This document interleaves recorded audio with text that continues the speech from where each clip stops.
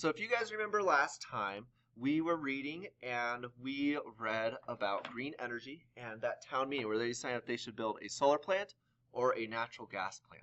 So what we're going to be looking at today is called green transportation solutions. And we're going to be looking for those key details and determining the main idea. Now, remember, green means like renewable, means it doesn't put as much greenhouse gas emissions, doesn't put as much carbon, or as we talked about, we can kind of think of it as that smoke, that stuff that isn't healthy for the environment. So, as we read about greenhouse transportation solutions, I want you to think, what does green mean maybe in this case? Because maybe we have solar power cars like we talked about that plant, but I really can't imagine a car having that solar panel on top, because see how they curve? So maybe there's some other ideas that reduces those greenhouse gas emissions. So let's read paragraph 1. And while I read, I'm going to be making those notes. So let me get my highlighter out. Americans own around 250 million cars, nearly one for each person. A typical car travels an average of 19,000 kilometers or 12,000 miles per year. That's equal to going halfway around the world. Covering that kind of territory takes a lot of energy. So, 12,000 miles per year. It takes a lot of energy, and it comes from burning oil and gas, which are fossil fuels. Burning fossil fuels also produces air pollution, such as when a truck belches a cloud of black smoke. Even worse, burning fossil fuels releases carbon dioxide, a gas. So, here's another important part. Carbon dioxide and other gases float high into the sky. They trap the sun's heat like a greenhouse and raise the planet's temperature. This is called global warming. So global warming is what? Is when you trap the sun's heat and you raise the planet's temperature. The result is climate change, which has been linked to extremes in weather such as droughts, hurricanes, and other weather-related disasters. Paragraph 3. Fortunately, environment-preserving green technologies are being developed. Some of these technologies reduce or replace fossil fuels burned by cars. So this is our definition of green. Green is technology that reduces or replaces fossil fuels burned by cars. Other technologies lower people's dependence on cars. So that's another definition. Lowers people's dependency on cars. Well, what does dependency mean? Dependency means that you don't depend. You don't need cars as much. So maybe it means that you can walk more, or maybe it means you'll do what's called ride sharing, where you drive with other people. So you don't have one car for each person, but 5 people might fit in a car. So now that we have that, let's make our notes to the side. And let me get our 16.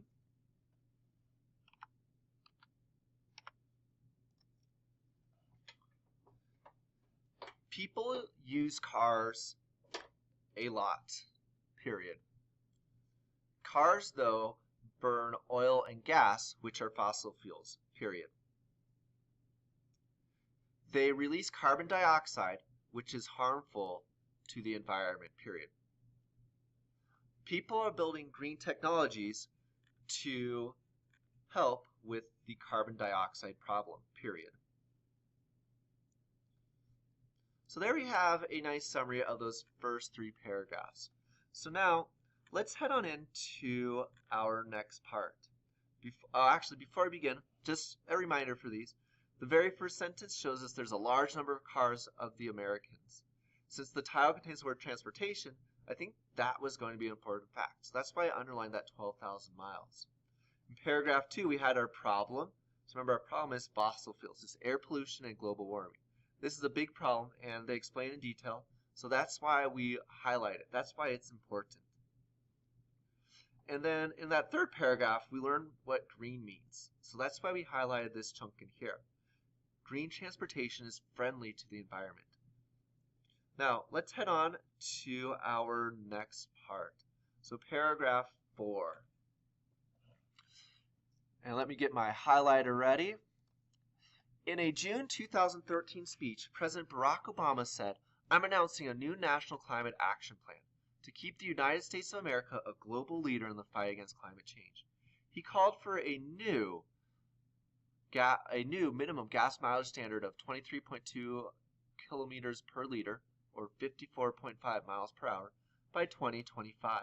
So, he's making kind of this new law that's saying cars have to get this much miles per gallon. So cars can go further without using as much gas, which means they won't release as much of that carbon dioxide in the atmosphere. Battery-powered and hybrid cars, that's about twice of what most gas-powered cars get now. He also encouraged further development of battery-powered cars and hybrid cars that run on gas or batteries. So, we have this next part. There's battery-powered and hybrid cars that run on gas or batteries. Both of these types of cars are already on the roads. So, what do we have here? Our main idea is, let me slide it on over. For this section is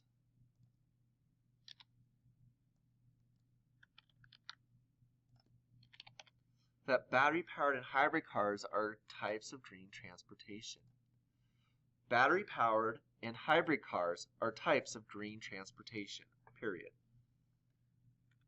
So that's my main idea right here, is telling us these kind of cars are green transportation because they're going to get better miles per gallon.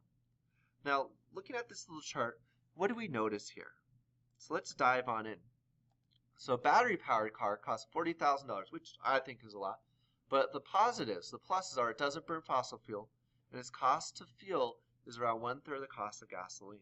So it's going to be a third the amount that you spend on gas to charge this. So if you spend $300 a week driving because of gasoline, you're only going to pay $100 a week with this battery-powered car.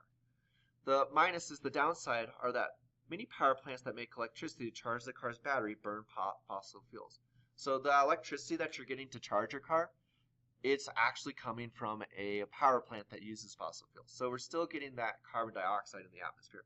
It's just not your car doing it, it's the power plant is. You also can't go very far. You can only go 100 miles per hour on a charge, or 100 miles on a charge. So you really can't take on long distance trips. You can just drive it around town.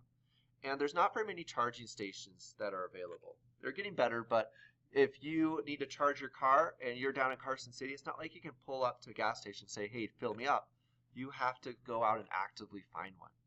Now, this hybrid car is a battery that recharges when driving. There's no need for charging stations. It gets about 40 miles per gallon, but its downside is that it does burn fossil fuels. So it's not just battery power like this car. It uses fossil fuels as well. And the amount depends on how much gas engine is used.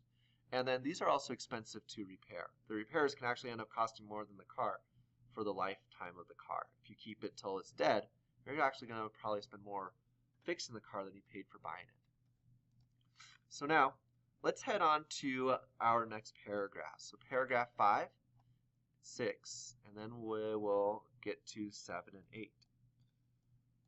So Piedmont Biofuel turns cooking oil into truck fuel. The company collects grease from restaurants and converts it to a clean-burning biodiesel. So renewable fuel. So running cars with green fuels such as biodiesel or ethanol may be a better choice than using fossil fuels. So biodiesel or ethanol are green fuels. Biodiesel fuel is made from soybeans, palm oil, and other plants. Ethanol is made from corn and sugar. So unlike fossil fuels, green fuels use renewable energy. So we can grow these plants back. It doesn't take millions of years like fossil fuels do.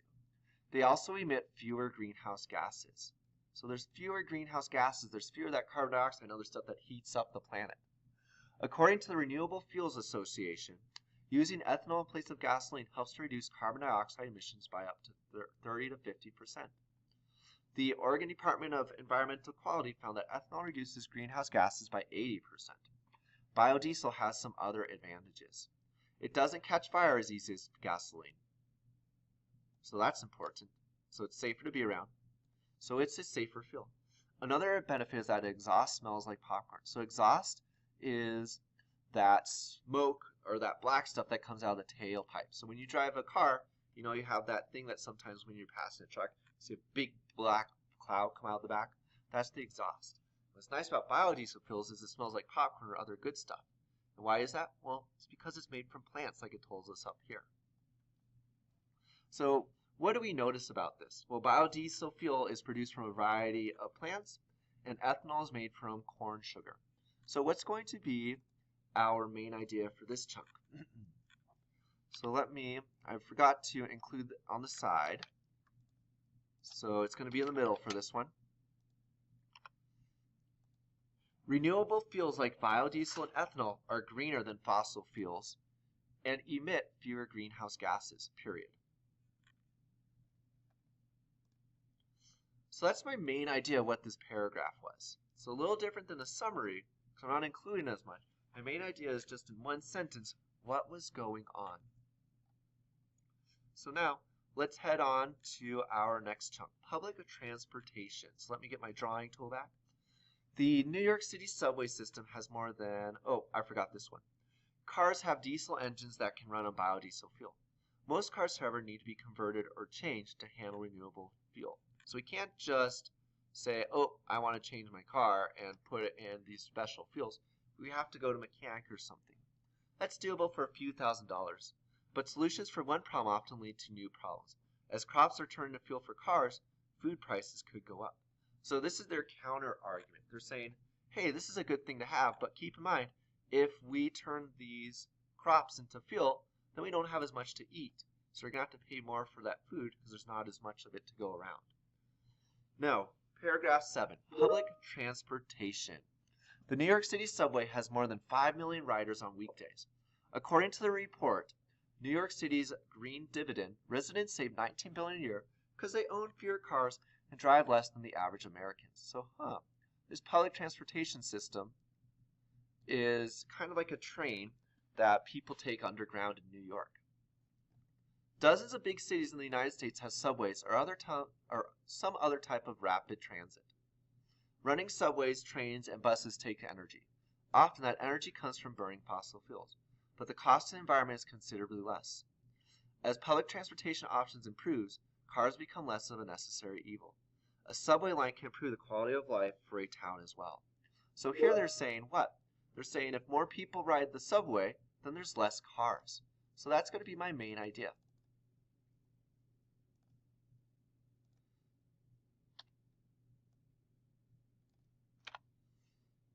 As more people ride the subway, there are less cars on the road, period.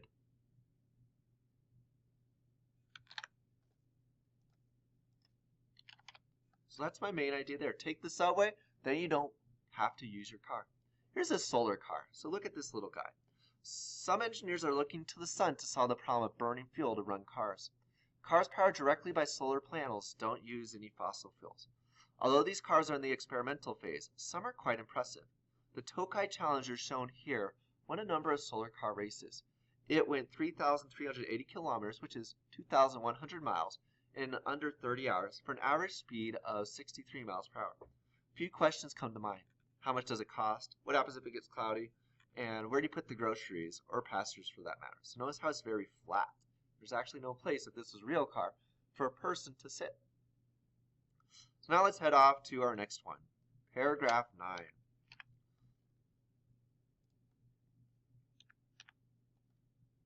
The Washington, D.C. Orange Line, part of the city's Metro Rail or Metro, is a model of transportation planning. The Orange Line was built underneath the main street in suburban Arlington, Virginia in the 1970s. People moved to live near the Metro. High-rise apartment buildings soon developed along nearby Fairfax Drive. Dying businesses in the Virginia Square area came alive and new ones opened. More stores, restaurants, and movie theaters followed. In 2008, the American Planning Association named the main street one of the top 10 great streets in the United States.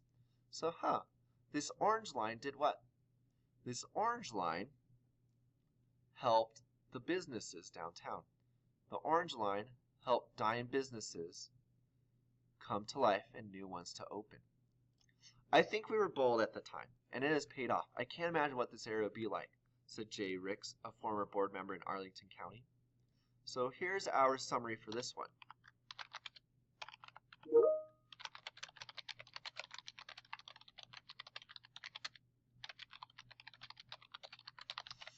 So the orange line helped revive a dying part of town. There's a part where people didn't go to, whether it was scary, whether it was too hard to get to. And now, because of the subway, it's hustling and bustling, and people, guess what, are visiting it again.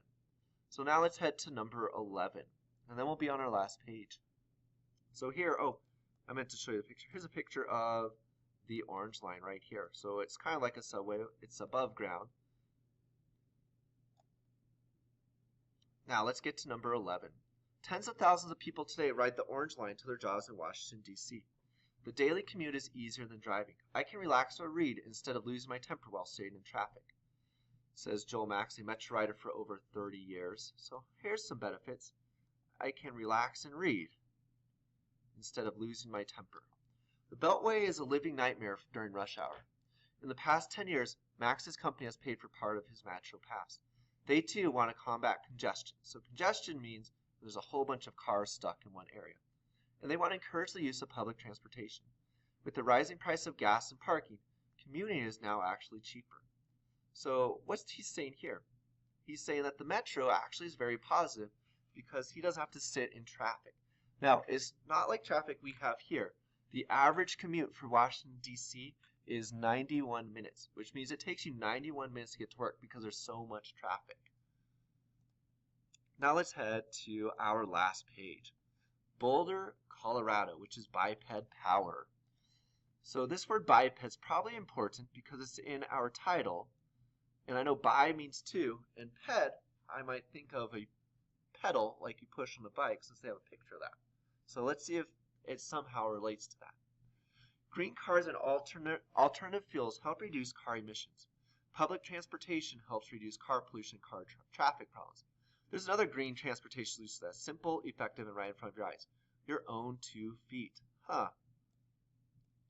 Walking and bicycling eliminate the need for cars and public transportation. These low-tech solutions need little more than the support of governments to put in place. So what's this first chunk? So our main idea of this first chunk is walking and biking is the easiest green technology. We don't produce any carbon dioxide, and everyone is able to do that pretty much. Number 13 now. Heatherwood Elementary School in Boulder, Colorado, more than tripled the number of kids who now walk and bike to school. The percentage increased from 12 to 43%. How did they do that? The school worked with the state to add sidewalks and crosswalks, lower the speed limit. So this is what they're doing to help people bike and walk. They added sidewalks and crosswalks, they lowered the speed limit near the school, and they provided crossing guards. An annual bike rodeo teaches bicycle safety. The school also gives a golden sneaker award to the classroom that logs the most of both bicycle and walking distances. Now over on number 14. Walking and biking to and from school also sends children on their way to the 60 minutes of daily exercise recommended by the American Public Health Association. So how much should we exercise today? Well, we should exercise 60 minutes a day. A 45 kilogram, which is a 100-pound person who walks at a moderate pace, which means you walk at about 3 miles per hour, will burn 100 calories in a half hour. Biking at a good rate, which is 13 miles per hour for 50 minutes, achieves the same result. So not only that, but it's healthy for you. So let's add that over here. Walking and biking, and let me get rid of that capital V because it's not the beginning of a sentence.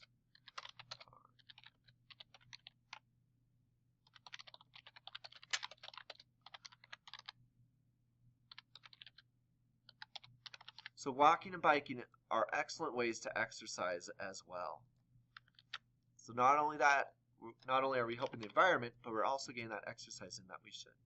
So our last part, paragraph 15. Students win in other ways too, explained teacher Tom Amston. In addition to feeling good about being part of the solution against pollution, students get more exercise and have fun. Walking and riding together builds friendships and a healthy lifestyle. All right, guys, that is it for our new text. So we will see you guys later.